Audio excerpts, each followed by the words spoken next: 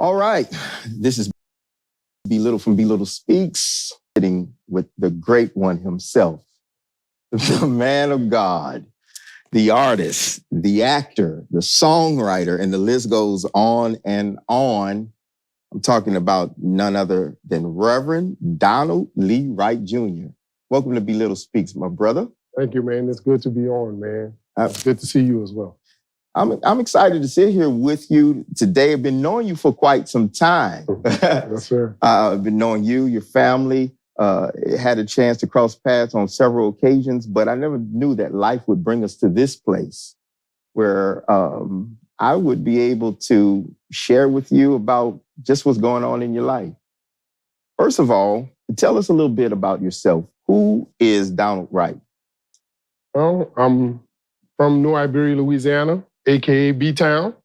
Grew up on Short Lombard, uptown. And after high school, graduating high school, well, let me back up. At age 5, I began singing.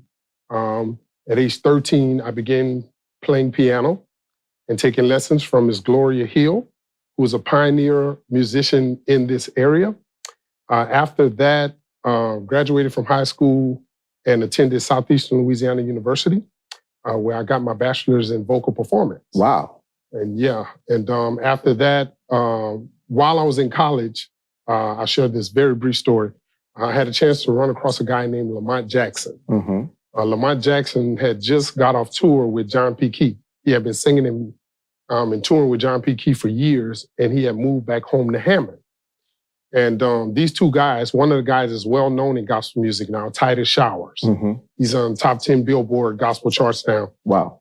Him and his older brother, Bobby, heard me singing in the student union at Southeastern. Didn't know me, never saw me, never met me in their life. And they came up to me, they was like, man, there's somebody we want you to meet, bro. Mm-hmm.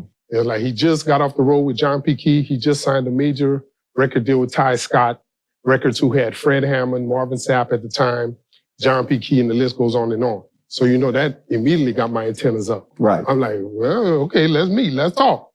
And so he came and told me who he was and stuff like that. And I was eating that Popeye's chicken in that student union. And I put that chicken down and I let him have it right there in that student union. I sung in front of everybody. I didn't care who was in there. That's right. And long story short, he made me an offer to sing and tour with him and to be a part of his project, Time Is Now. Mm-hmm. You can find that on all your musical outlets as well. But that's the first time I really started singing professionally. Wow. He took me on tour with him, and I never thought, being from New Iberia, I would be able to do those things musically. Right. That I was able to accomplish. I mean, Bobby Jones, we sung at the VIP live convention for John P. Key. That same year, he also did the live recording for the Stand album. And, to say that I was a part of that and to be in that atmosphere was just mind-boggling. When you come from here, right, and to be in that. And so God took me on that journey there. And so I was very grateful for that. While singing with him, we were at the GMWA in Cincinnati, Ohio, in 1997. There, we were opening up and singing before Kirk Franklin came on stage. Uh-huh. Kirk Franklin heard me sing with him, a song with him, and kind of talked to me backstage and stuff like that, and told me I had a good voice and things of that sort. And so he kind of said some other things. I was like, yeah, Kurt, like, right. He was like, if you ever consider Dallas, Texas, look me up and stuff like that. And, when you hear a celebrity talk like that, you don't take it that serious. Right, right. And so I had a cousin, Ellis Wright. He had moved to Dallas because of his career. He had graduated from LSU. And he said, cuz, I just moved here. This would be a good opportunity for you to get your feet wet. There's a lot of opportunity in Dallas, especially musically and stuff. And I just started laughing. Now, this is 2 weeks right after I got back from Cincinnati. And so I told him what was going on. He was like, cuz, you lying. Like, you are not serious. I said, yeah, man, this just happened. So by faith, I didn't want to go into teaching or the educational system after school. I just didn't feel that at the time. And so by faith, I moved to Dallas. No money, no food, no car, no nothing. I moved there strictly by faith. And got there, got settled. First thing I did was got a job.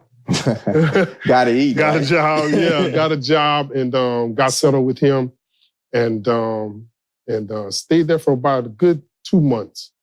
And I'm trying to make this real brief. Right around the corner, we lived in Grand Prairie, Texas. They told me that there was a mega church in the area. And the guy that was the minister of music was from Lafayette, Louisiana. I said, who? Because I know every musician, Right. you know, with me singing and growing up. So they told me it was Clark Joseph. And I was like, are y'all serious? Like Clark is in Dallas? And so I go to St. John Baptist Church in Grand Prairie. Pastor is Dr. Denny Dwight Davis. And I get in there, sure as I tell you, Clark is in there directing 100-voice choir. Wow. And I'm just amazed at what he was doing and stuff. And so after church, I walked up to him and he kept looking at me. He was like, where do I know you from? And then once I told him who I was and stuff, man, we immediately just connected and he got me acclimated in the choir, praise team, and the musician staff. Right. All at the same time. So within 6 months of being there, I'm on staff there and stuff like that. There's an announcement that comes on the radio in Dallas that Kirk Franklin is looking for 10 new singers to sing on his new album and to go on the road with him on his next Hopeville tour with Donnie McClurkin and CeCe Winans. And so everybody comes up to me at the church on a Wednesday night for Bible study. Minister Wright, what you gonna do? What you gonna do? Stuff like that. And so I was like, yo, I just moved here. I don't have a demo. I don't know a recording studio. I don't know anything. And so Clark was like, man, we got to do something. The people around here, they need to hear you. Right. And so Pastor Davis called me in his office. And he said, I heard what's going on. So what you gonna do? Because you know we got your back. We're gonna support you. And I told him, I said, Pastor Davis, I don't know what I'm gonna do. I don't have a demo. I don't know no studio down here. I don't know anything. Mm-hmm. Pastor Davis looked at me and he said, here's what we're gonna do. You're gonna go out there and do your thing for praise and worship. And right after you finish, I'm gonna tell the people that on Sunday afternoon, we're gonna have an impromptu musical featuring you and the choir. Wow. Wow. And you know what? I like how you're framing this up because in your expectation, you said it best. You thought you were going to need a demo. Right. You thought you were going to have this progressive resume. Right. But it seems that your life was orchestrated and God made all of the pieces fall together for you to have this moment that you're telling us about right now. Absolutely, man. I can't take no credit for all of this, man. Not at all. So I told my cousin and he was blown away. And so we rehearsed 5 songs with the 100-voice choir, and it's all featuring me, the band, everybody. Mm-hmm. And so that Sunday afternoon, we get to church, man, and man, it's the parking lot is full, just for me. Right. And man, I'm just sitting there with tears in my eyes, man. I'm like, these people barely know me. And again, impromptu. Yeah, impromptu. So there wasn't a whole lot of time to prepare for this. Right, exactly. A few days. Wow. That's it. And we made it happen, man. Clark got the choir together, the band together. We made it happen. And so long story short, I send my demo in on a cassette tape. That part. Now, when you say a cassette tape, you're not talking about like the 4 tracks from the back in the day. You mean you just got a tape recorder? No, a cassette tape. They recorded it. They brought they had a team record the concert. Uh-huh. And got it recorded on a cassette tape. And that's what I sent in for my demo. Wow. I'm probably was the only person that sent in a demo on a cassette tape. Now, may I ask about what age you were when this was going on in your life? I was about maybe 24, 25 years old. Okay. That was around 98, 99. Okay. And so they still was listening, I guess, the cassette tapes back then, around 97, 98. And so I sent it in. Long story short, I was picked number 5 out of 10. And we were all had to meet up at Heaven 97, 970 AM radio in Dallas, Texas. That's the famous gospel radio station. Shout out to Camino Barnett if you ever get a chance to watch this video. So man, we get to the radio station and he immediately recognized who I was, man. He was like, I knew that voice. I remember that voice, man. And so from there, it just started my professional music career. Right. Now let's get closer to the beginning. You're about in your 20s at this point, but you started singing at 5. Now I know you because I'm from New Iberia. You're from New Iberia. You coming from a singing family. Yeah, man. I mean, I think even the cat and the dog.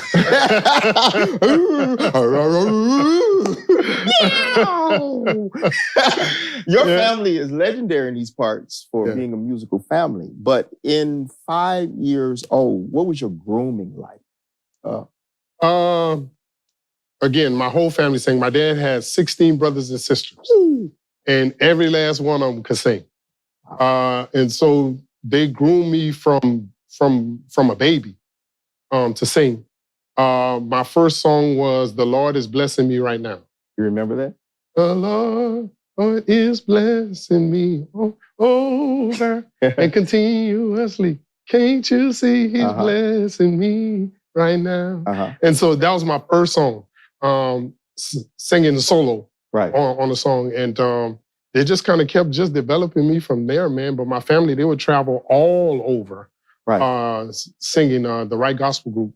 And that kind of started shaping me and molding me in the music aspect. Then when I got to middle school, my chorus teacher, Evelyn Jones, from the First Jerusalem Baptist Church in Jeanerette, Louisiana, she was my chorus teacher at Anderson Middle School.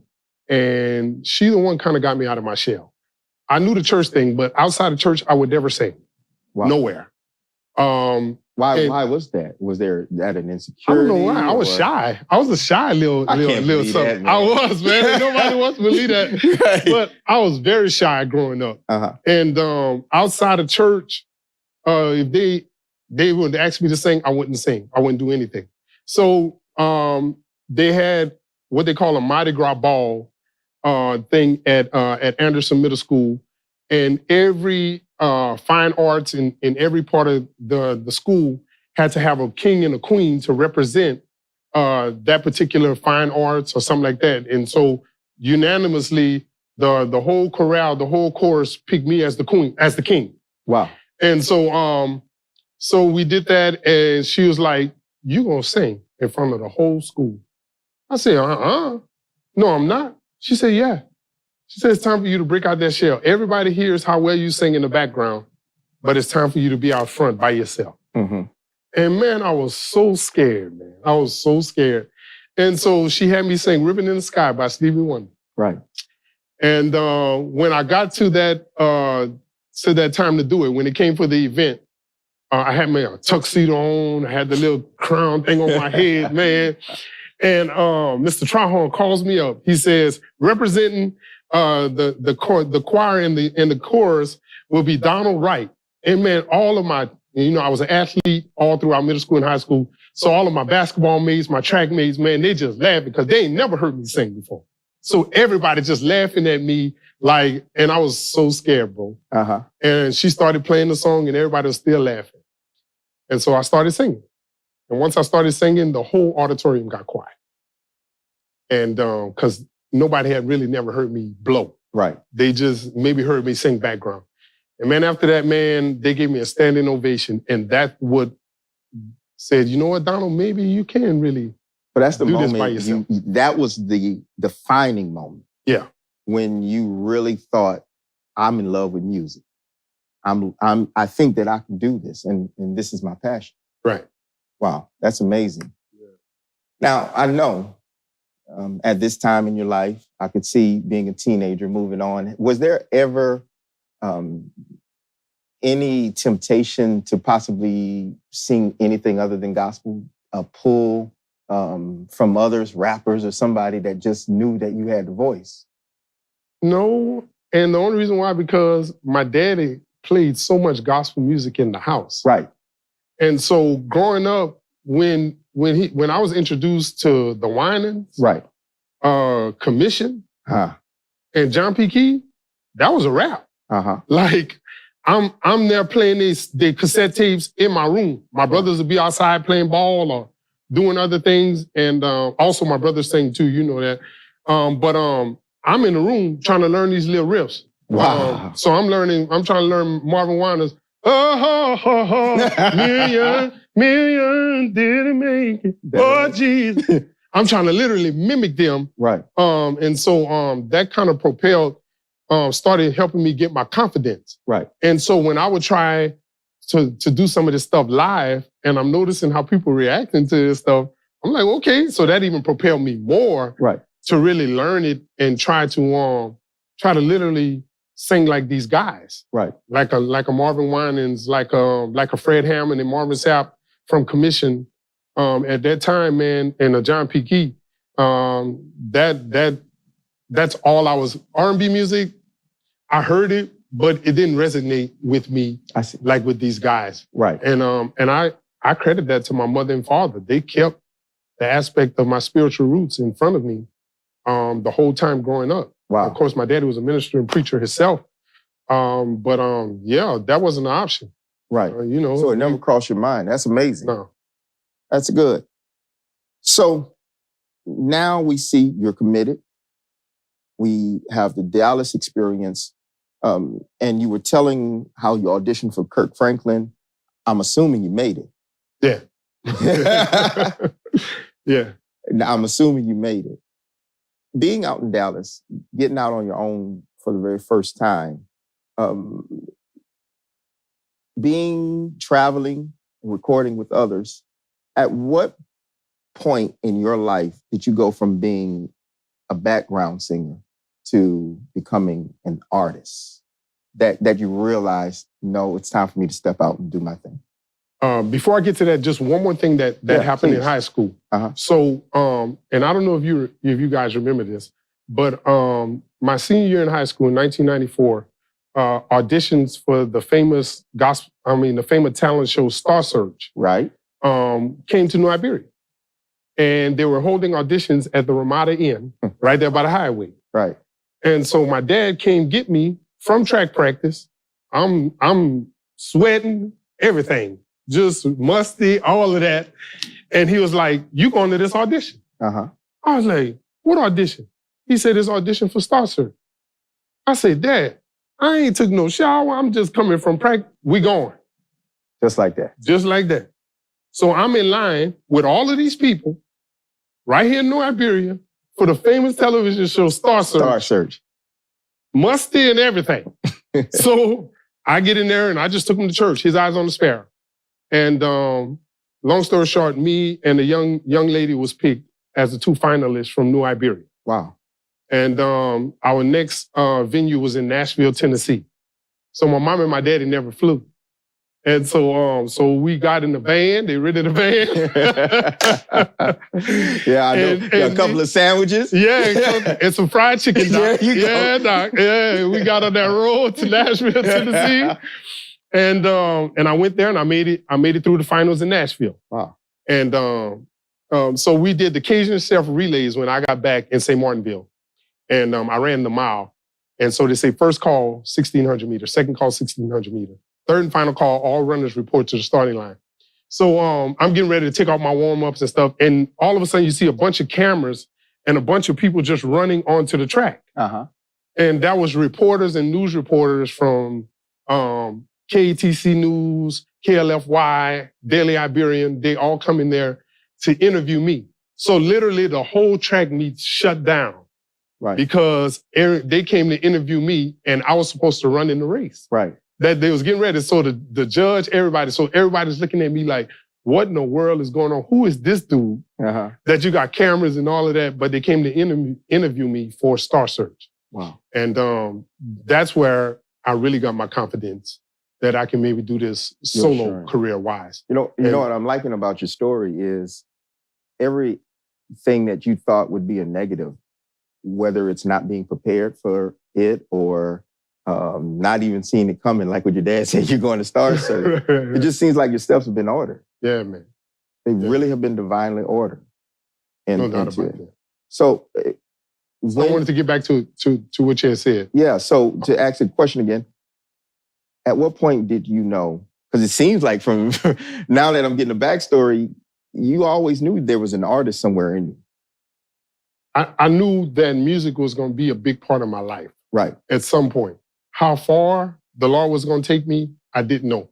But at that moment with Kurt and being on that stage, being able to work with people like Shirley Caesar, Richard Smallwood, Willie Neal Johnson from the Gospel Keynotes, I mean, the list goes on and on.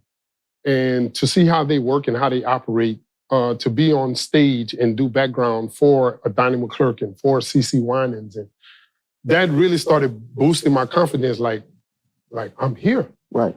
Like there's a lot of people wish they could be in my shoes right now. Right. But that little boy from New Iberia is on stage with these folks doing this thing. Right. And so where I really got my confidence is when I got a call from Kurt saying, meet me at the studio. I got this new project that I'm working on. And so when I got to the studio, Isaac Curry from Men of Standard was in there. Man. And it's just me and him. Ain't no other background singers, ain't no nothing. So I'm like, okay, this is weird, bro. Like, so I get in there and Kurt is in the booth. He's doing this thing with the other musicians. Then he come out, he says, I want to talk to you and Ike about helping me work on this song. I just got a deal to do a movie soundtrack. And I want you guys to sing on this song with the R&B group As Yet.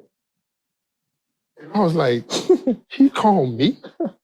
He could have called anybody else in the world. He called me to do this song with Ike. And I'm sitting there like, I'm all nervous. I'm sitting right next to Isaac Curry, man. And so it's a song on the Kingdom Come movie soundtrack. The Kingdom Come movie with Whoopi Goldberg, LL Cool J, Cedric the Entertainer, Vivica Fox, the whole nine, Tony Braxton. And it's a song called Every Woman. It's a love scene in the movie. And it's an R&B song that we did with them. Every woman needs a man who'll be true, who'll say I do. And so man, so the group walk in As Yet, and man, I'm like really tripping, bro. I'm like, this is bananas. Like, this is me. I'm doing this, man. Right. And that's when God really tapped me on the shoulder and like, why are you surprised by that? Literally, while I'm sitting in the studio. Wow. Just literally, it just spoke to me very clear. Why are you surprised by this? You wanted this all your life. Right. And now you have this opportunity to do that. Right. And so that's the first song we did. The second song that we did on the soundtrack was with Mary Mary. The song at the end with the credits, Thank You. Thank you, Lord, for loving me. Thank you, Lord, for keeping me. And so after that, man, that really just said, you know what? You can do this by yourself. After that, I had a chance to do a gospel stage play called Watch Them Dogs with Ann Nesby, the lead singer from Silk, and a couple of others. Kendrick Mays from Meet the Browns, who played LB, Mr. Brown's brother, good friend of mine. If you're watching, Ken. And so I said, I could do this. I get paid to say a few lines and then make everybody shout in the audience. I mean, sign me up. I was built for this. Yeah, you know. And so I started touring and doing that. And that's what really got me my confidence at an all-time high. Right. Because when you see a crowd respond to you in that manner and see how they're responding to you doing, I mean, that's you. That ain't nobody else on stage. That's you. And I had a chance to just bring out the church in me, the spiritual side, in a play. And so that really, really bolstered my level of confidence to say I can do this on my own. And that's when I started working on my own project. Indeed. Now, tell me about that. What age were you when you wrote your first song? 26. 26. You remember what the name was? What's Next? Wow. Now, What's Next is the name of the CD. Of a CD. And just to bring those that are watching up to par, I decided to interview Reverend Donald Wright because he just released a new CD and it's called What's Next. So this project has been sitting in you since you were 26, at least this song? It's been sitting, the project, I wrote just about every song on the album. What inspired the title track though? What inspired you to write the song What's Next? I was going through a lot. I was married at the time. And I was dealing with a lot of stuff in my life. Church hurt, if I can be transparent. Yeah, please. Things going on in my marriage. Just a lot of stuff around me was just spiraling out of control. So being in church didn't protect you from hurt and pain? No, because it was church folk that was hurt. Oh, boy. I'm talking about people from the pulpit on down. Wow. Yeah. I mean, when you make a mistake or when you do something, you feel that you can go to a fellow church member or a pastor or something to help help you through the times or the difficult times that you're dealing with. Mhm. It was totally opposite.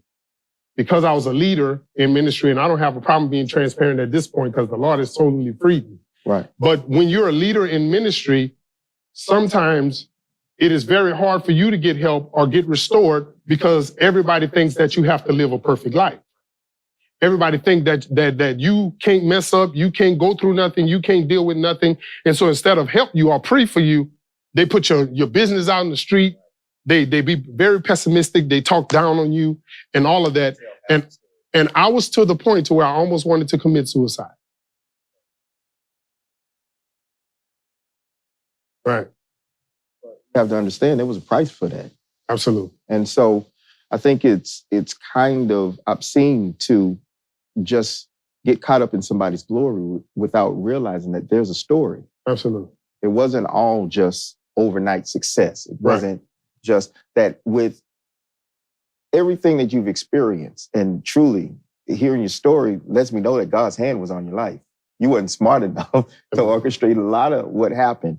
But even with God's hands on your life, it did not buffer you from experiences that caused you to write a song like What's Next.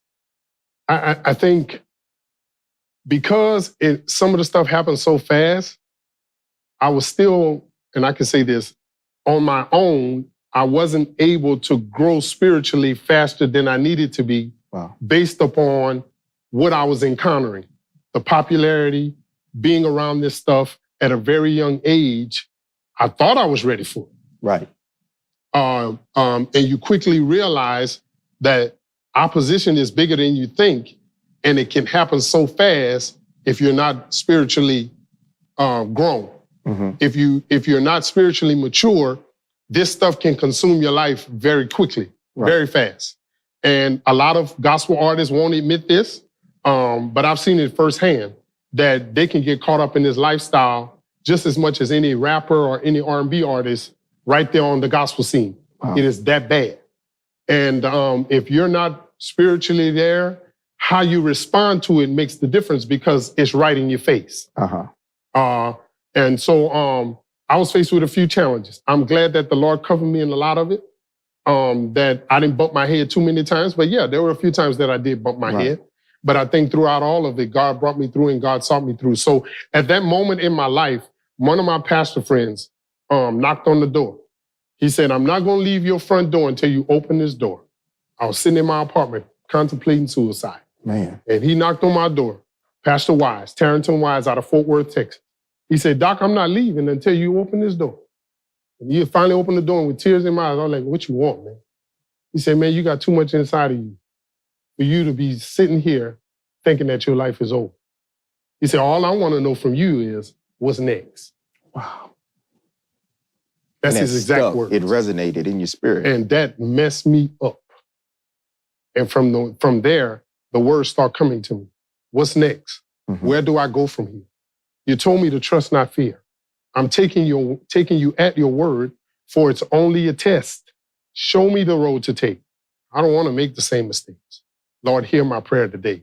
Tell me what's next. Wow. And did you find, as you put your pen to the paper and unpack these lyrics, did you find healing? Did you find therapy in it for yourself? It started helping me. Yeah. It really did, because I didn't have, with me being in Dallas, Texas, I only had one cousin and he wasn't there spiritually. Right. So I couldn't go to my cousin to cover me, to keep me accountable, all of that kind of stuff. Thank God for Tarrington Wise, for Clark Joseph, who would come knock on my door just to make sure I was good when I was having those moments.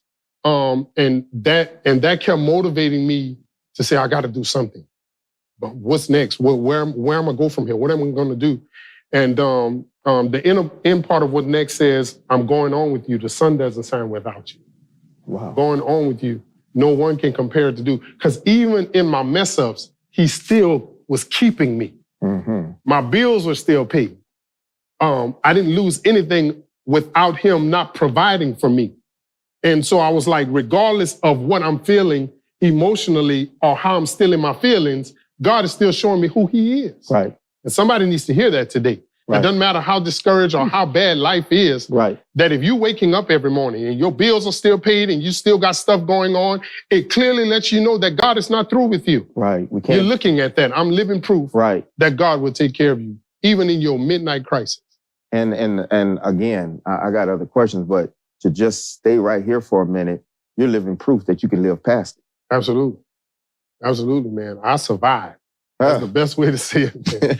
I survived. And believe it or not, man, there was a guy, his name is Don Johnson. He's from the Lafayette area as well. He lives in Colleyville, Texas. And he heard me sing at a church. And he saw me in the store. Mm-hmm. And he was like, man, we're looking for somebody, a new praise and worship leader at our church. He said, but I got to tell you something. He started laughing. And so I was like, what is that? He said, my church is a predominantly white church in Colleyville, Texas. Mm-hmm. He says, but you can fit the mold there because they love a charismatic worship leader, stuff like that. And again, I wasn't in nobody church. I was hurt. I wasn't trying to do all of that. Right. And man, me and my ex at the time, we went there, my ex-wife, and man, the love that they showed us, bro. Mm-hmm. We don't care where you come from. We don't care what you've done. We don't care nothing. Those 3 words resonated in me. Love, acceptance, and forgiveness. Right. And they showed all 3. And from there, even the pastor, he called me up and he said, man, God loves you. It's something about you. This is my first time meeting you, but God loves you. And he allowed me to minister that day, and the rest was history. They didn't let me leave without offering me the position. Wow. At Colleyville Christian Fellowship in Colleyville, Texas. And so here it is. Now I'm singing music that I've never sung before. Uh-huh. I'm singing CCM, Christian contemporary music. Right. Yeah. Here I am to worship. Yeah. Here I am to bow down. Songs like that I've never did before in my life. Right. And it just opened my genre of music now to an array of songs now. Right. That God says, you know what? Even in your midst of your crisis, I'm broadening you and you don't even know it yet. And that's what he was doing with me at the time. Wow. Now, we're sitting in the Star Pilgrim Baptist Church in New Iberia, Louisiana. Yes, sir. And for those listeners from around the world that aren't from my region, you wouldn't know how significant this church is to our community because it's about the oldest African-American church here for our area. It's like going to Atlanta to go to Martin Luther King's church. Ebenezer. Ebenezer. It's historic. Yeah. And what's amazing about it is you're the pastor. Yeah, man. You're the pastor. So at some point, you went from a 5-year-old singing songs, from being a contestant, from singing to with the likes of Kirk Franklin, to going through the pain that you've experienced. At what point did you feel the shift in your heart that what God was calling you to was bigger than just music? I got called to ministry November 18th, 1998. Mm-hmm. So I just celebrated my 21st year of preaching. Wait a minute. This month. 98. What else was going on in the 90s in your life around there? Well, I graduated in 94. Wow. Went to Southeastern. Yeah. Graduated in 98, and that's when I moved. And while I was there at St. John with Dr. Dwight Davis, that's when I accepted my calling to ministry. Wow. What was that like for you? Did you wrestle with that decision? Because I know being a singer for a moment, being a musician, songwriter, artist, but now the weight of this is a little bigger than what you were doing. So was there a struggle for a time when you started feeling that unction? The struggle was, before I tell you what the struggle is, I noticed myself before really singing, ministering. Mm-hmm. Scriptures would just come to me. And God would just begin to give me things to say to people before I even opened my voice to sing. And that's when I knew. I was like, OOD. Like, okay, there's something different going on with you right now and stuff. Right. And so I know God was wanting to do that with me. But one thing was stopping me, and here's what I was struggling with. I saw a lot what my dad went through as being a preacher in the gospel. And also with our pastor at the time, Reverend Edward Toriak. from the St. Mark Baptist Church and Zion Travelers Baptist Church. I used to ride with him every Sunday when I didn't have a driver's license. I was a minister of music at 2 churches at age 14. Right. So I would go with him at 8 o'clock. We would stop at the gas station, get us a Lenka Boudin. For y'all don't know what that is, Louisiana, that's how we roll. But we would get a Lenka Boudin and a soda, and we would drive to Zion Travelers to do the 11 o'clock service. But I saw so much of what this man went through, and he told me a lot as a young man. And I say, thank God I'm not a pastor. That's what I said. Wow. Thank God I'm not a preacher, because I saw how church folk treated him. Right. What they did to him. And I said I would never do that. But I noticed God still kept tugging on me. And it got to the point now where I wasn't even singing no more. I was just getting up and minister. And people were just starting to respond by God was leading me to say, just lift your hands right where you are. We don't need no special altar call. We don't need nothing. But if you need whatever God is giving me right now, just lift your hands and just tell the Lord I receive it. And I just kept doing it. I received everywhere I would go to minister, all across this country. I received it. And I was like, okay, Lord, I can't take it no more. So you surrendered. I surrendered. At any point prior to surrendering, did you come to the place where you thought, if I don't surrender, this ain't going to be good? Sooner or later. Right. Because my dad was even telling me, what you going to do? Because obviously to everybody now, it's all over you. Right. It's all on you. What you going to do? And so I prayed about it, man. I talked to Pastor Davies, and he was like, I was waiting for you to come talk to me. Wow. So he was like Ananias. Yeah. Waiting for you. He was waiting for me to go talk to him to tell him. Yeah. That's good. Now, I remember keeping up with you in Dallas, and you didn't know that, because I remember some time ago, I had a recording studio, and your brothers would come through to record some things and whatnot. And we met. Initially, they would always talk about their brother. Always. They hold you in such high regard. And so your reputation preceded you. Your family is so proud of you. Even then, and then you came down to do a song. It was Back Porch Productions. Oh, Lord. You came to the studio and I met you. And so I started keeping up with you from a distance. But I remember, seeing, whether it was social media or YouTube, you were just pastoring. I believe it was your first church. You were in a hotel. In Irving, Texas. I saw a couple of those messages, believe it or not. Yes, sir. And man, you would just be going at it. Tell us about entering into pastoring. Prior to pastoring, because I was around such a giant of a preacher, Pastor Denny Dwight Davis, who preaches a congregation about 7,000 to 9,000 member church, where I was praise and worship leader and then youth pastor. I was a youth pastor there. And his biggest emphasis was, if you want to be great, then you've got to sharpen yourself as far as your presentation and your confidence when you make the presentation to the audience from scripture. And so after that, I really didn't pay attention to it. But years later, after that, I ended up going to seminary. I went to Tyndale Theological Seminary in Fort Worth, Texas, and I got my master's degree in biblical. Biblical.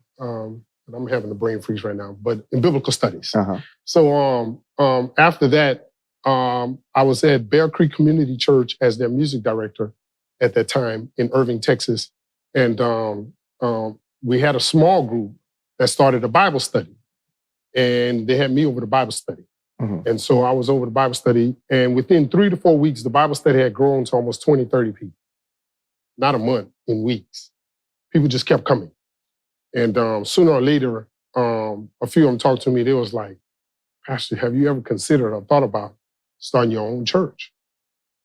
And I was like, no, not really. They was like, you pretty much having church service every week right now. Right. All the people that's showing up at the hotel. And so we prayed about it. And by faith, man, I did. Right. And the response was amazing. Right. People started coming.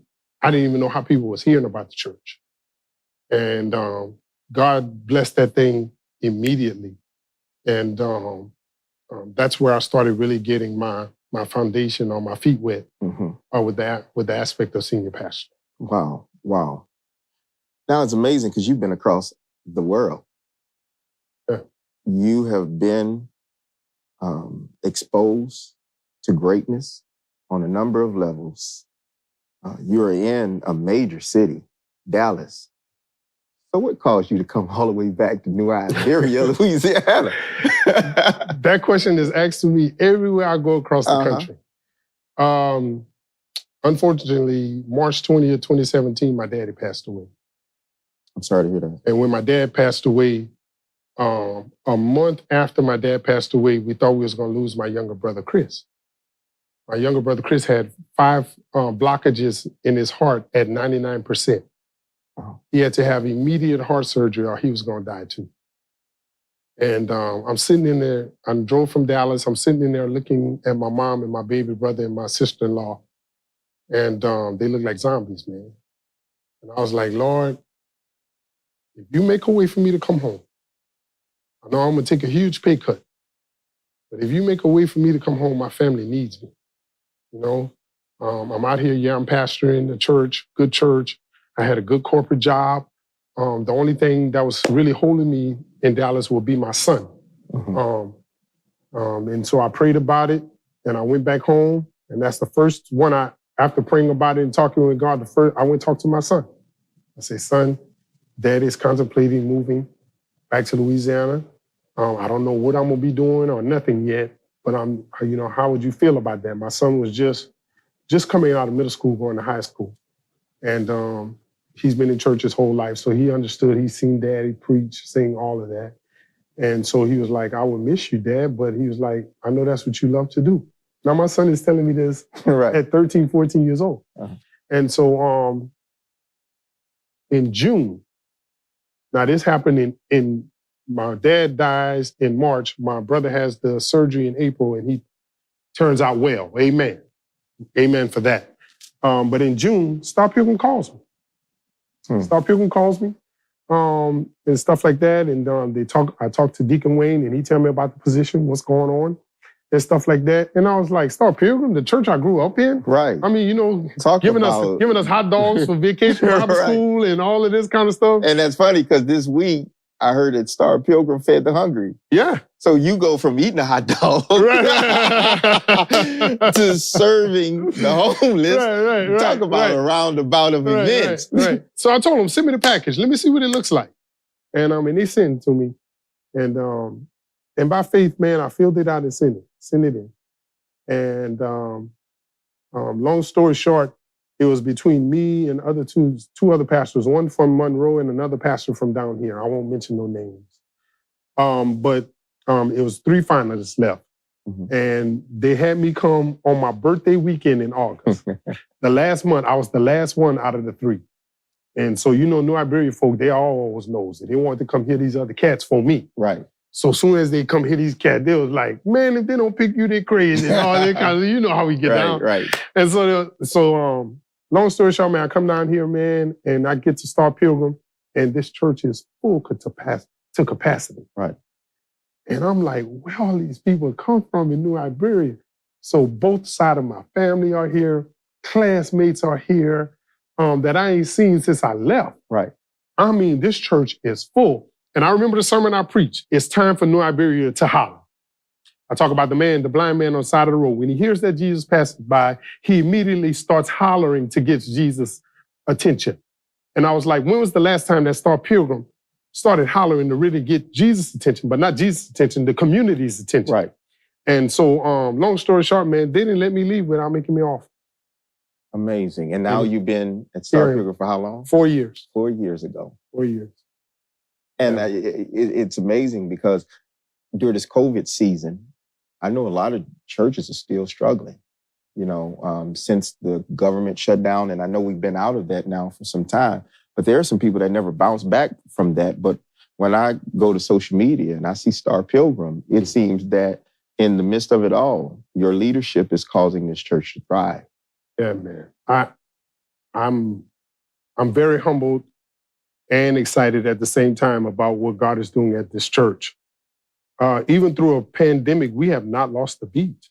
Wonderful. We're still averaging maybe between 130 to 150 on Sunday. Right. God has still blessed us to keep afloat financially.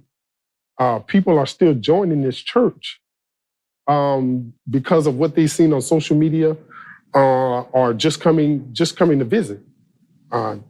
I thank God for what we're doing as an outreach. We're helping the communities both here and in Lafayette. Mm-hmm. God has just blessed me to be around some wonderful people. And He sent some wonderful people here at this church. And I tell the folks, I pastor one of the best churches on this side of heaven. Right. God is really blessing this church for us to still thrive during the pandemic. Indeed. Now, you're doing an amazing job here. So with all that you have going on as a senior pastor, experiencing growth during a time of COVID, what brought you back to your new project? What's next? Title name. How did you come to reviving that and coming back to that to record it? Was there a catalyst? Was it always in the back of your mind that like a project that was never completed? What brought you to release this new CD? Some people might have seen the video on my Facebook Live, but I got an invitation to sing on the James Fortune live show. James Fortune, everybody know the famous gospel singer from Houston, Texas. Him and Isaac Curry has a talk show where they display talent every Monday, every Monday night. And I got an invitation to sing on that.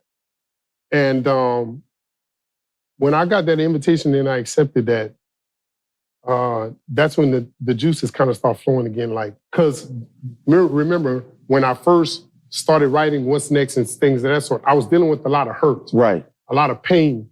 And so I'm just transparent, that damaged me as far as my music career is concerned, because I let a lot of time go by. With all of the influences and all the connections that I had, I should have got a whole lot further. But for whatever reason, I let that get away from me. But when God started opening these kind of doors for me again, it started just coming back to me like, oh, the people that God still has you connected to. So long story short, I get on the show and I begin to sing, and Isaac remembered me. He remembered me from what we did in the studio and stuff. And he was like, man, I remember that voice, bro. That voice, bro. He was like, man, Donald could always sing. Donald, I wonder where that brother been. And that's what got me. I wonder where he's been. Stayed on your mind? That never left me. And so I got back home and I said, Donald, what you gonna do with this now? People ain't never forgot about you. Your name is still out there and it's still good. Despite what the people did around you to hurt you and to affect your music career, obviously God still had his hand on what he's giving you as a talent and a gift. It's almost like the title track back then, What's Next meant one thing. Right. Now in this stage, a whole different meaning. You know, when it's said, what's next is like, now I'm waiting on you. Right. Bust a move, what's next? Yeah, man. And it has been such a blessing. Now everything is falling in line. The connections that I made now to get this thing propelled and to get this thing going, man. I don't want to put too much out now, but God has put me in connection with some Grammy Award nominated producers, man, that are my friends that I know on a first name basis that are doing major stuff in the industry now. And they was like, bro, man, let's go. It's like they're so excited, man. And it's like, okay, Donald, you're supposed to be in this position. Right. And I'm not saying this in confidence or arrogance at all. It's like, I know what God has given me. For some strange reason, I let feelings, emotions, and self get in the way of that.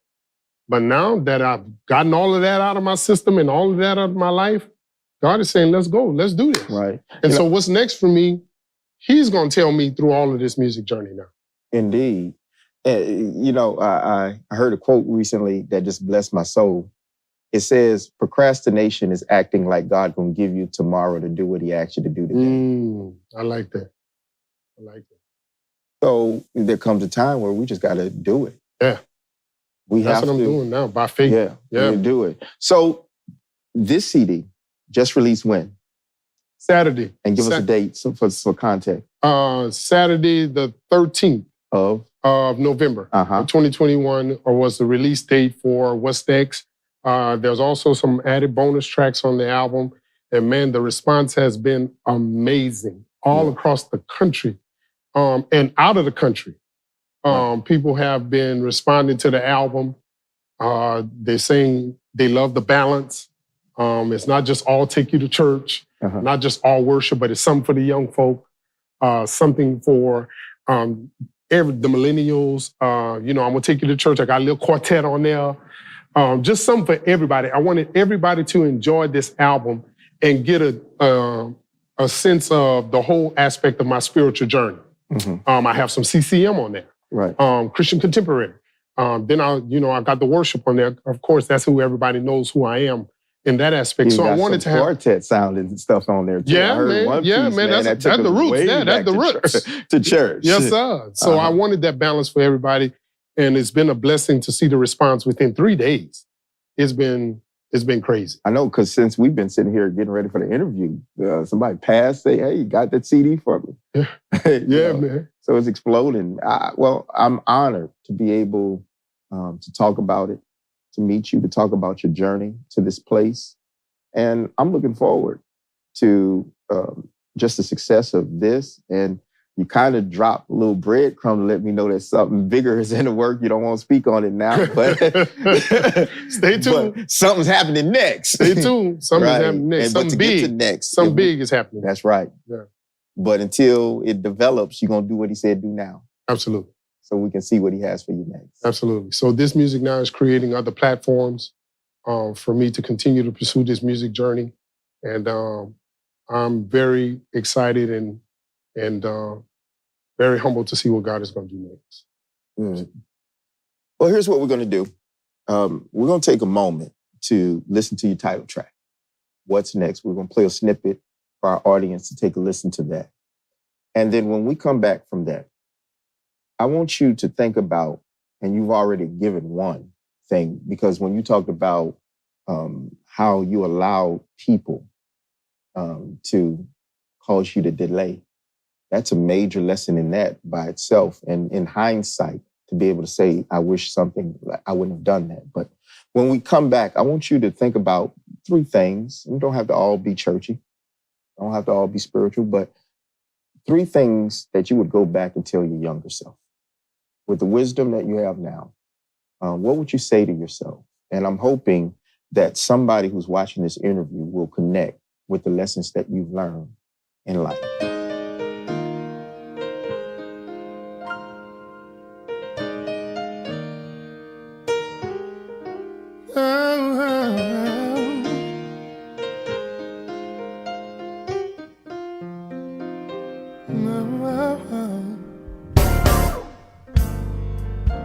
There was a time in my life, didn't know what to do. Situations and trials came up so fast, where no one gave me a clue. Had so many questions why, had no answers to my problems, wondering how I was gonna solve them.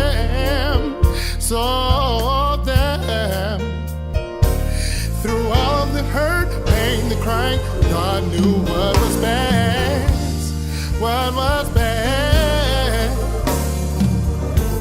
Asking for forgiveness and direction, say, Lord, what's next?